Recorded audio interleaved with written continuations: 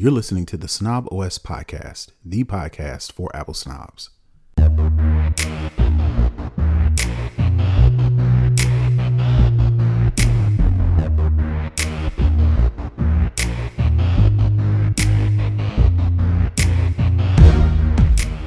Yo, this is Terrance Gaines, aka Brother Tech.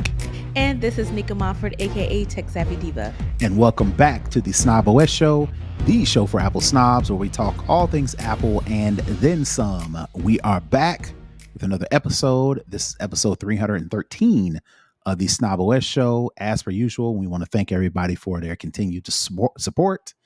The two things you can do for me right now is go rate and review and watch the show on Apple, on Spotify, and on YouTube. And if you please go to patreon.com/snoboscast, become a Patreon supporter, and you'll get access to our pre-show and you'll get access to exclusive content you will not hear on this show. So we want to thank everybody supporting. However you decide to support, as long as you support, you're all right with me. All right, getting into the show, we always start with the lowdown, and it looks like iOS 18.5 has been released. It's got a bunch of things going on, most of which is security stuff. But before I get to the security stuff, I'm going to go over some of these features and updates you can look forward to after you upgrade to iOS 18.5. First one is Pride Harmony Wallpaper. This is the start of Apple's 2025 Pride Collection to mark LGBTQ plus Pride Month in June, which also includes new watch faces and an exclusive Apple Watch band. Apple has also added important feature to screen time, which lets parents manage how children use their devices. iOS 18.5 update. Parents will now receive a notification when their child enters the correct password to bypass the screen time restrictions. So basically, snitching. Yeah, that's what I was just gonna say. Apple snitching on the teens who know the screen time password, which my kids do. My oldest kids know it, but they're at the age now. They're at the age now to where they know the rules. So I let them slide a little bit. You know, I think I even took screen time off my 17-year-old's phone. I still got it on my 14 and my 8-year-old. You know, but I kind of relaxed. But if you're one of those parents who still staying on top of your kids, this new screen time feature will give you a notification when your kids enter that code in. Straight snitching. Oh, straight up. Like, can they live? Right. Another feature is if you own an iPhone 13, iPhone 13 owners will now be able to access carrier-provided satellite features for the first time. So if you're a carrier, T-Mobile, AT&T, Verizon, whomever, if they offer satellite connectivity as a feature, whether it be free or as a subscription, iPhone 13 owners can now do that, when before it was 14 and up. 14 and up. So definitely look for that if you have a 13. But I think the biggest issue or the biggest thing to come out of iOS 18.4 is there are more than 30 issues fixed with this update. One affects Bluetooth and the means of an app that could access sensitive user data. One addresses an alarming issue with FaceTime calls where muting the microphone did no such thing. And one addresses a flaw where somebody getting a hold of your phone could have accessed the Notes app from the lock screen. Again, you can go in the control center and turn on and off what things you have access to. I think I did a hookup last week or the week before about turning off. I can't remember what it was. Airplane mode. Yes. If you swipe down on the control center while your phone is locked, you can still turn on and off airplane mode, which if you go back to my hookup, keeping your phone connected to the internet is how you can track your phone and how Apple can track your phone.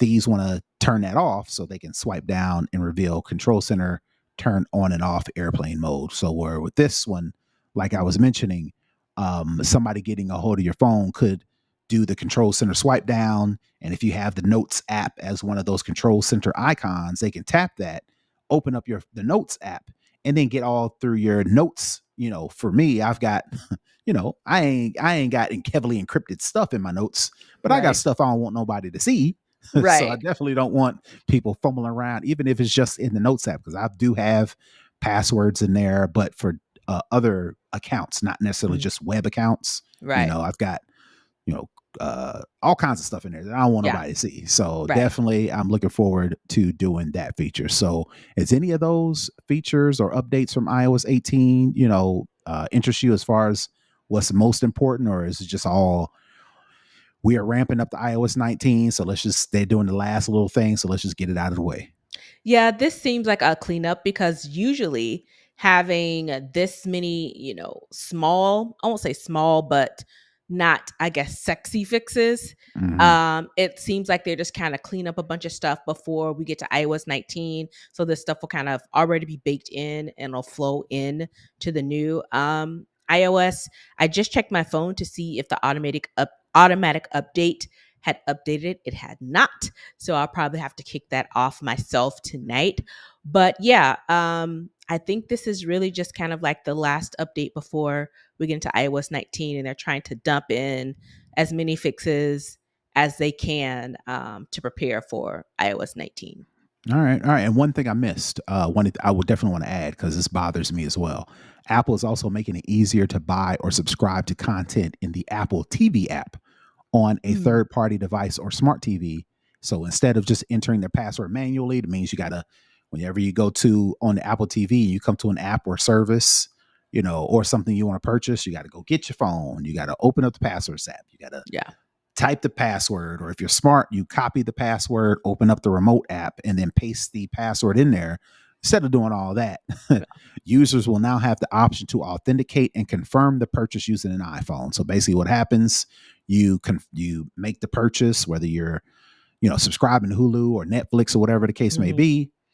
The Apple TV with this new update will give you the option it'll notify your phone.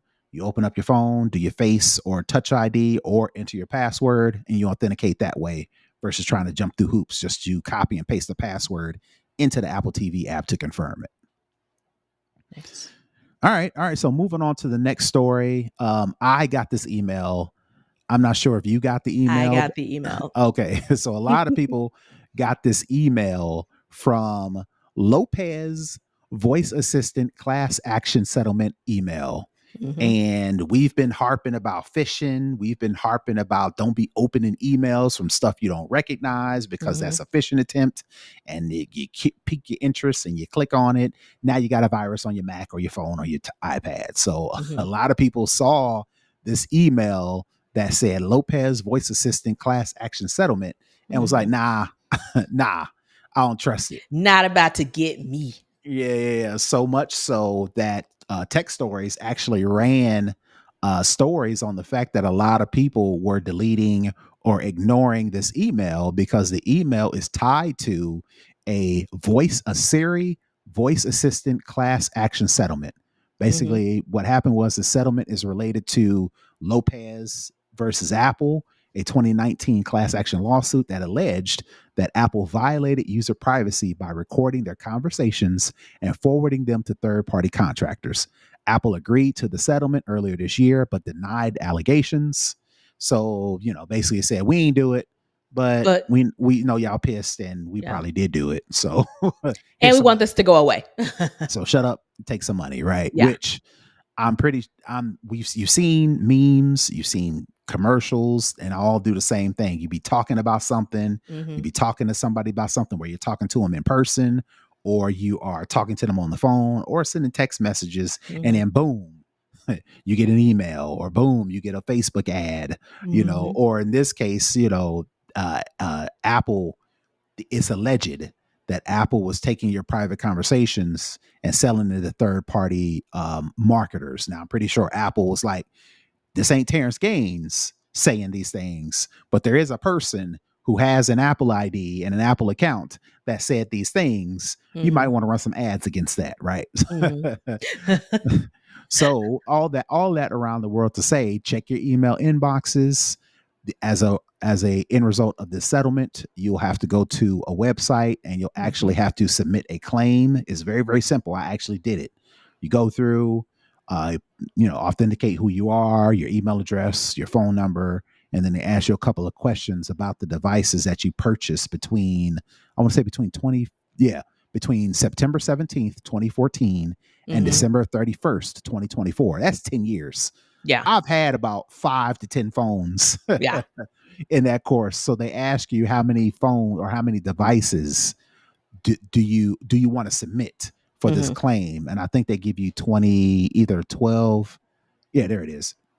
You have until July 2nd, 2025 to go to the settlement website and claim up to $100 or $20 per device for as many as 5 eligible devices. So I didn't even do the math. I was like, I'm putting down 5 because I know I had at least 5. I may have had 7 or 8. Yeah. So that's almost like a hookup. Yeah. Don't throw away the Lopez Class Action Settlement. It is legit. Click on the links, fill out your form. You may get up to $100. I know I saw this and I skimmed it and I was like, I don't know if it's fake or not. And I flagged it to go back and do some research to see exactly what it is. And this poses an interesting concept when you said, we've always said, don't click on links, don't click on links. I watched this movie on Amazon yesterday called The Beekeeper. And that was the whole premise. They were... My Jason Statham movie? Yeah. Okay. And I just watched and it was really good. And it really shows how deep the rabbit hole can go for just clicking on a link, people targeting you and then clicking on a link and, the links that people go to steal or whatever. So our phishing statements still apply. Sure. But if you get something like this, do some cursory Google searches before you click on anything to make sure that it's legit and then proceed that way. Yep. But we are telling you this one is legit. So this one is good. This one, as the young kids say, pass the vibe check. All right. So the last story I got in the lowdown, Apple switches up its strategy, but not due to tariffs. So basically what happened is Apple, in their recent earnings call, they have done 2 things. One of the surprising things that they've done is, or they're deciding to do, is they are moving to a biannual iPhone release strategy. Basically, they're going to have 2 iPhone releases per year. The first one that comes out typically in September, October will be the high-end premium Pro Max, device plus, maybe even a plus. So if the 16 is coming out now or 17 is coming out, it'll be, let's just say they have a 17 Air, they have a 17 Pro, they have a 17 Pro Max. That's 3 devices. They'll do that in the fall. And then sometime in the beginning, first half of 2026, they'll announce I'm speculating here, but this is how I assume they'll break it up. They'll announce the iPhone 17 and maybe the 17 Plus. And then they'll do the 17 Pro and the Pro Max earlier that year. So that's what Apple is moving to. Of course, expensive iPhones release in the fall, like I mentioned, and then budget phones release first half of the year. And then the second thing they're doing is raising prices, quote, to match new iPhone features and designs. I don't know what that means, but word salad. Right. But Apple is foreshadowing to let you know that you may have to pay a little bit more for these new devices. But Apple made it very, very clear to say we are not upping the prices of phones due to tariffs. And I think the reason why he's doing this is the reason why Apple is doing this is, but you had it right, Tim Cook. They don't want to draw the ire of this current administration. Yep. Because I think Amazon either was rumored to or was about to show you prices. If you go to Amazon and buy something, they'll say, this is the regular price. This is the price because of the tariffs. Yeah. And everybody, especially this administration, came lost down on them. Their, you know what? Right. So much so that Amazon was like, we was just playing.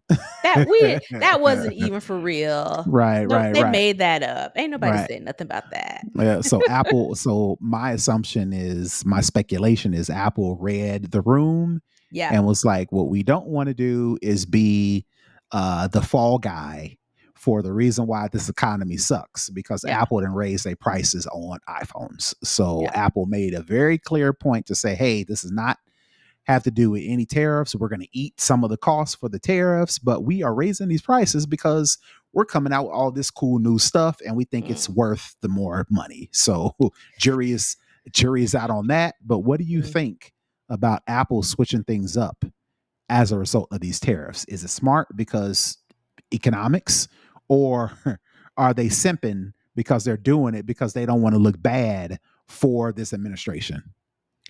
I think the prices pretty much of everything are going up because of tariffs. Right. And again, like you said, people are trying to at least stay on some sort of good side or working relationship with this current administration. Mhm. They don't want to piss them off, Right. which is insane because that's what authoritarian government looks like. Mhm. Is you don't feel like you can Make your own speak your decisions. mind, Yeah.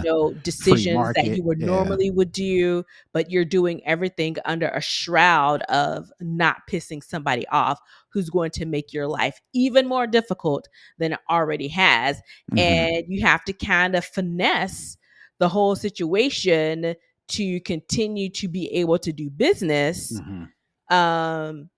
and still be able to make sure that you're not, rocking the boat too much. And again, Right. this administration has been in office, 4 months now? 5 going on 6 months. And it's one of those things where this is what we are doing. Mhm. But yeah, I think everybody's raising their prices. They have to keep up with the ever changing, tariffs. First it Mhm. was, this amount, then it came down, then it went back Mhm. up, then we got to pause for 90 days. And the unfortunate thing about all this is, even once this current administration is booted or we get a new house leadership, the price is not coming back down. Right. Once the prices go up and they see that people are going to pay them, Mhm. they're going to stay up. Mhm. The only way that they come back down is if when they go up, people don't buy anything. Mhm. And we already know that ain't going to happen. Nope. So that's the really unfortunate thing about this. It's setting a new baseline Sure. of how much things are going to cost. Mhm. And they're doing this because they are trying to stay in business with someone who is now out there, receiving a $500 million gift Right. from a foreign government, but people in this country can't be able to afford some basic things. So Yeah. yeah, On one half, business is business. Businesses are not in business to not make money. right, But say that.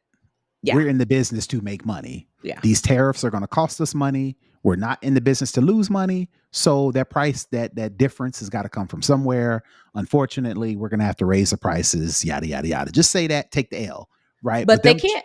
But they What- can't because well, what I'm saying is instead of this, it's almost insulting our intelligence. oh yeah, Like, we know everything. everybody know what the deal is. Right. Everything can potentially go up in price because of tariffs. Why wouldn't we? Well, how can you trick me to say the iPhone won't? Yeah. Or any Yeah. Apple products? Come on, Sky, come on, man! You insulted my intelligence by saying, No. "Oh, we made these moves and we did this and we did that, so Because you therefore we're got new clear." features and designs. Or because we moved all of our product from China to India, or to India to United States. So y'all are a business and you're in a business to make money. You're going to find any excuse to run the prices up. So if Yeah. the tariffs are the excuse, okay, but like, be like, because of tariffs. Don't be like, oh, well, our phones are better. No, not that much. Basically, they need to man up, so to Mhm. speak. But because this current guy Mhm. says, tariffs aren't gonna make you pay more, it's gonna make these other countries pay more.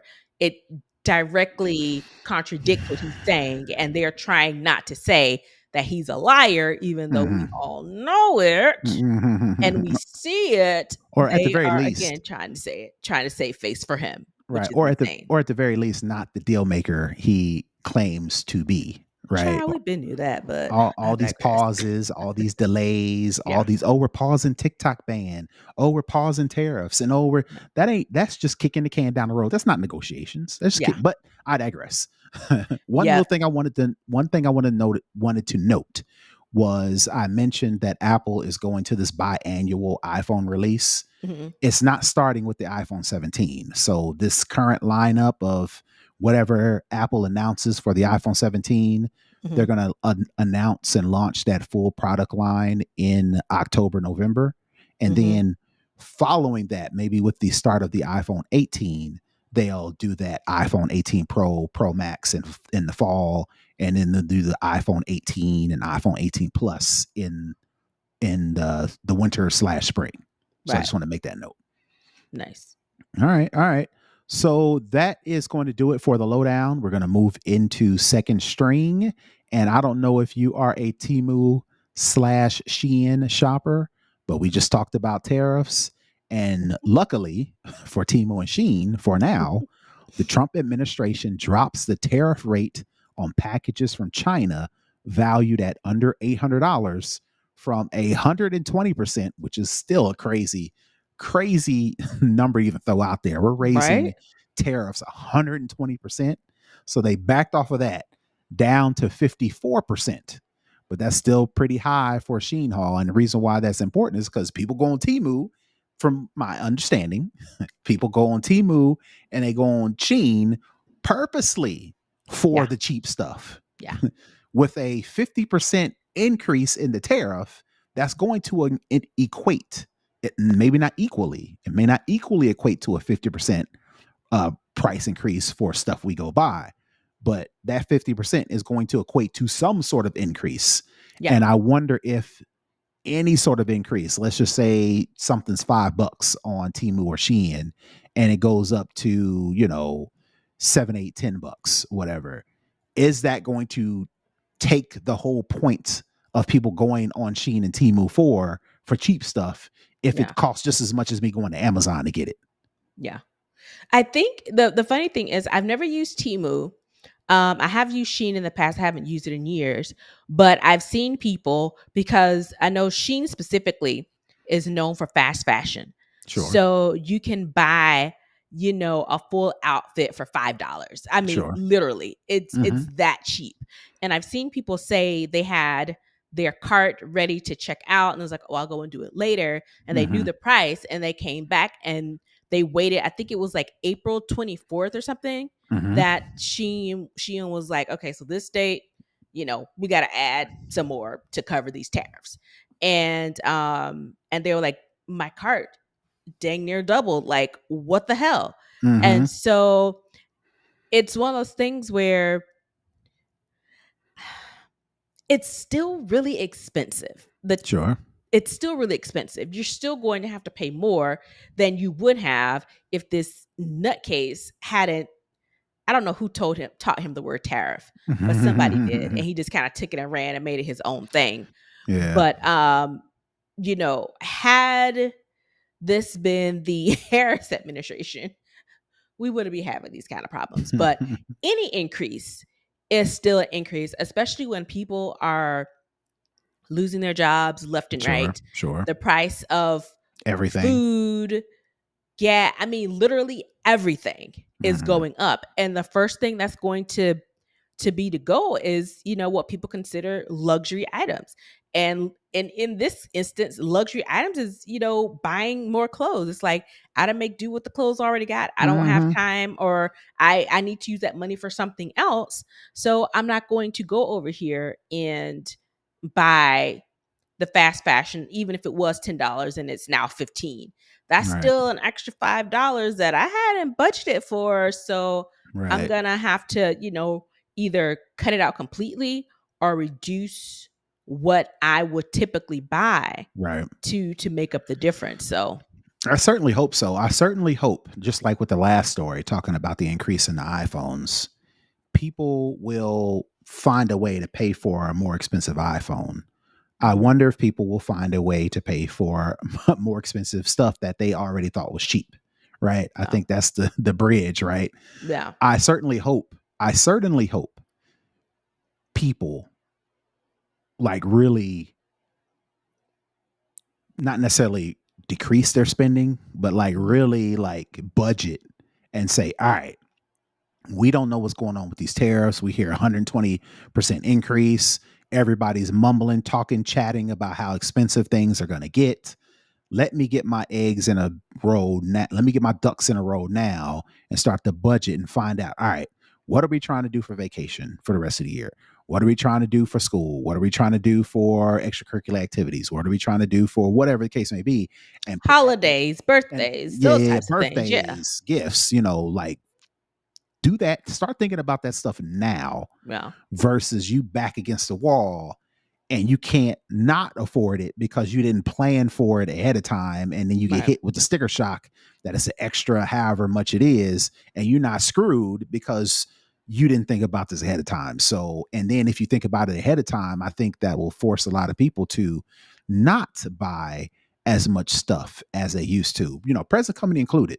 We have really, really backed off on all the things we just randomly buy. Not all. Let me not say that. You're conscientious of what you're buying now. Exactly. I'm conscientious. And that means if I don't need it right now, do I really need it? Right. And it's not because of extra prices. I mean, price increases. It's just because, all right, we don't know what's going on. So let me not spend all the money right now. Let me hold on to a little bit. Let me budget. Let me save. Let me put some to the emergency fund. So let's just say it does get worse as everybody's claiming it's going to be. Right. I'll be ahead a little bit. Have some breathing room. Yeah. I understand everybody can't do that, but you got to do something. You just can't wait and just take it to the face because it's coming. It's coming. So what you gonna do? Coming. All right. So that is it for that. For the second string, we're gonna move right into for the culture, and I think we've talked about this story in the past, but it looks like Google. Speaking of settlements, Google has decided they're going to settle with the Black employees that brought up a lawsuit against them, claiming racial bias. Google has agreed to pay $50 million to settle a lawsuit alleging the search engine giant was racially biased against Black employees. In addition to the monetary payout, Google has agreed in the settlement to analyze pay and correct differences based on race for the next 3 years. The company has also committed to maintaining transparent salary ranges and methods for employees to report concerns about pay and other practices. So basically, earlier in, I want to say 2021, the plaintiff, April Curley, was hired to expand outreach to historically Black colleges. But she said Google denied her promotions, stereotyped her as a, quote, angry Black woman, and fired her after 6 years as she prepared a report on its alleged racial bias. Managers also allegedly denigrated Black employees by declaring they were not googly enough or lacked googliness. The plaintiff called she called those googly enough or googliness. She called those racial dog whistles. Yep. Google, a unit of Mountain View, California, denied any wrongdoing in agreeing to settle and said they fully complied with all applicable laws. So what do you think? Will Google change its tune? Will this settlement be a wake-up call for Google? Can Black employees at Google, finally feel like they are getting the just due? Or is this just like shut up? This is really, Alphabet is a huge entity. I think by doing this settlement, they are saving face a little bit to say, even though they're not admitting to anything wrong, they're saying, we recognize that some people may feel a certain way. We don't believe that to be true, but in any event, we want to make sure that our former employees are compensated in some way for the stress that they felt, even though it's not our fault. Do I think anything will change? Probably not, because it's hard to regulate individual people. It's hard to regulate yourself. Right. And it's one of those things where even if you are a manager or a leader or HR person and you're making these decisions, you can have your bias and not express it Sure. verbally, but you can express it other ways. And again, it's one of those things, it's hard to, unfortunately, it's hard to like mitigate on a level this big. It really comes down to people, individuals, and them, making smaller pockets. Mm-hmm. And it just so happened that I remember the story even coming out, and it just so happened that the April person, I think she ran for some sort of office in DC, I think, is that she's a vocal person and she had a pretty, I believe, large presence on social media. I think that helped her. But for an average employee trying to go against this huge machine, this kind of, just is, it feels kind of almost like a one-off. And if something else comes around, they'll throw some more money at it, because $50 million for Google is nothing.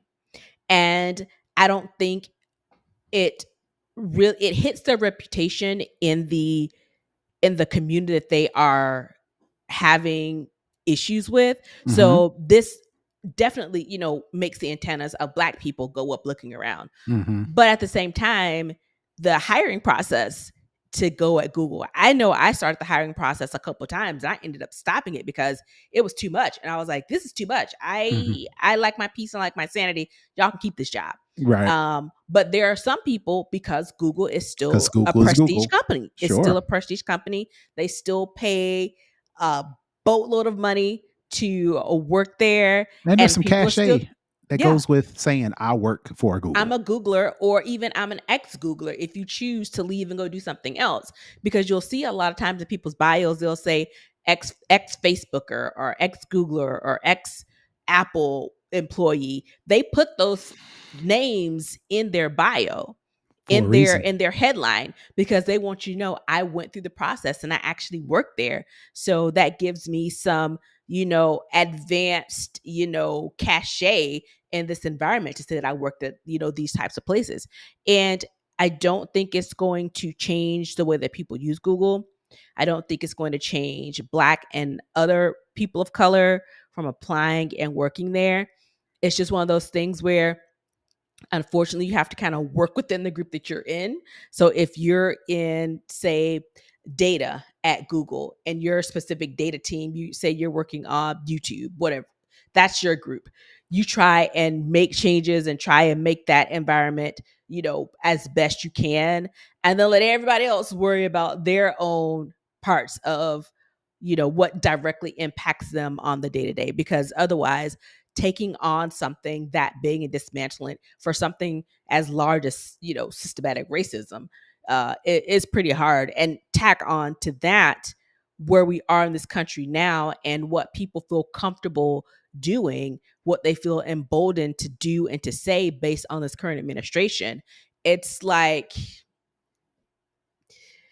your hands are kind of tied a little bit.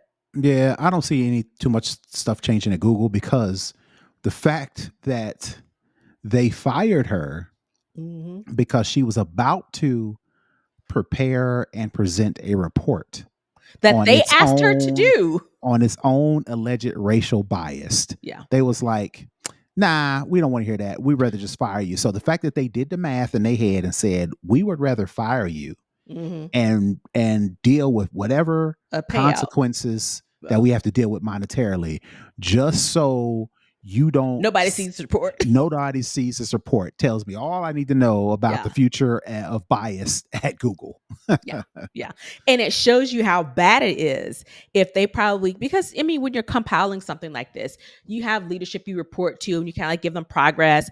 And they probably started seeing some of the numbers and were like, wait a minute. Yeah, buddy. So what we're going to do is we're going to table this discussion and we're going to give you something else to do. But because this related to HBCUs, she was probably like, nah, we're going to make sure we get this done. And she did the research. So she knows it. Even if she wasn't able to take any of this documentation that she compiled with her when she was fired, she still knows it. It's still up in here. So she knows what the deal is. So they was like, yeah, we got to get her up out of here real quick. And smear her name at the same time. Of course. All right, so that's going to do it for the culture. We're going to move into the hookup. And I saw, looking through the notes, looking through the news stories, I saw this cool little trick that Apple has created, Apple themselves. And this is not a third-party person. This is not an Apple developer. Apple created and released this shortcut called Hold That Thought. Okay. And basically the shortcut is if you're looking at a web page, not specifically, but it's primarily geared toward like you're on a website on your Mac and you get distracted. A phone call comes in, trying to get some work done. You get distracted. This shortcut, you can either open it up and run the shortcut, or you can say, hey, homegirl, hold that thought. If you do that, then your Mac will try to screenshot your screen and then give you the ability to add notes. It'll ask you, what were you doing? And then what were you about to do? So if somebody's calling me or I'm getting another conference call, whatever the case may be, I can say, hey, homegirl, hold that thought. She'll screen grab it. You can put in there, I was about to save this report, and then it'll go do its thing. Now, when you need to recall it, you say, hold that thought. You'll get the option to, save something or recall something. Then you can say recall, and it'll open up a note with the screenshot with the notes that you were doing. Say, hey, I was on this website looking up residential properties. I was going to email the guy who owns the building. It'll put all that and the screenshot in the notes app, and it'll take you right to that notes app. So that's my hookup for the week. If you are neurodivergent or you just get sidetracked a lot, this tip, this hookup, this Hold That Thought series shortcut will help you quickly save and then recall the information before you got distracted. All right, so that is the hookup for this week. And Nica, if you don't have anything, that's going to do it for this week's show. So tell the folks where they can find you. You can find me at Tech Savvy Diva everywhere. And you can find me all over the internet at Brother Tech. That's BROTHATECH. To connect with the show, to find out what's going on, to listen to latest episodes, please go to snoboscast.com. And like I mentioned at the top, like and subscribe, leave a review, go on YouTube, leave a comment, subscribe, go to Spotify, listen to the show, follow the show, do all those things. Because like I mentioned, every little bit helps. But until next week, we are out. Peace. Bye, everybody.